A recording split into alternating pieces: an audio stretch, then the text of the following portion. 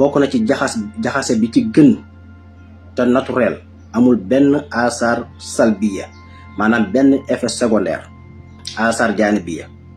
mooy da ngay jël benn carotte, nga jël benn orange, nga jël benn limon, nga jël benn pomme, nga jël benn gàjjan ci jinjeer yiñ ci war a xool yépp nga xooli ko fejarte ko, def ci genn wàll liitaru ndox nga miti séeri ko, mooy nga jaxase ko xendi ko am set, kaas suba kaas ngoon, kaas suba kaas ngoon. li nga defar donte daa jeex ci bisi boo xëyee defaraatal.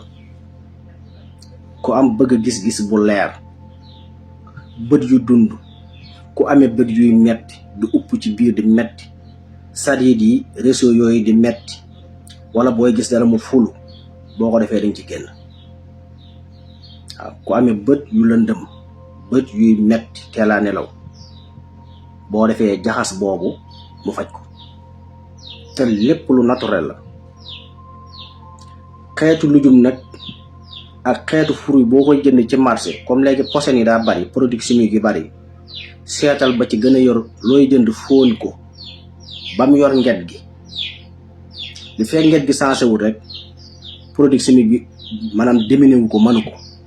booy jënd carotte, booy jënd orange, booy jënd limon, booy jënd pomme, fóon ko ndax yor na ngetam.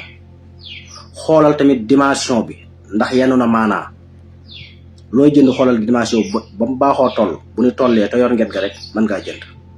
loo ci jënd tamit te wóolu woo ko, def ko ci defukaay, tàngal ndox ba mu tàng nga sotti ko ci, bàyyi ko ba ndox mi xaw a sedd nga seppe ko, mu wàññi ingrédient bi ñu ci defoon wala engrais bi ñu ci defoon, door koo jëfandikoo. jaxas boobu baax na ci képp ku manqué ay vitamines sa yaram. waaw baax na ci butit colon yi, baax na ci foie muy res, baax na ci yeneen ak yeneen, baax na ci yaram muy ruux, baax na ci yaram muy tàng. waaye rawatina ñu amee jafe-jafe bët, kooku day leeral bët, day dundal fiil yi nga xam ne sadiid yi nga xam ne ñoo ne ci biir bët bi, léeg-léeg muy upp di metti, yépp da koy defar ba mu baax ci même jaxas boobu. maa ngi nuyu ñëpp, di siyaare ñëpp, di ñaanal ñëpp jàmm ak tawfeex, di ko sàkku ci yéen, di dellu di yeesal sama taalibe ak sama cofeel ak sama mbëggeel ci Mawlana Abdullahi wa Xadimi Rasulihi Sëriñ Tuuba Xaadim Rasul Mawlana Cheikh Ahmadou Bamba. Assalaamu aleykum wa rahmatullahi taala wa barakaatu.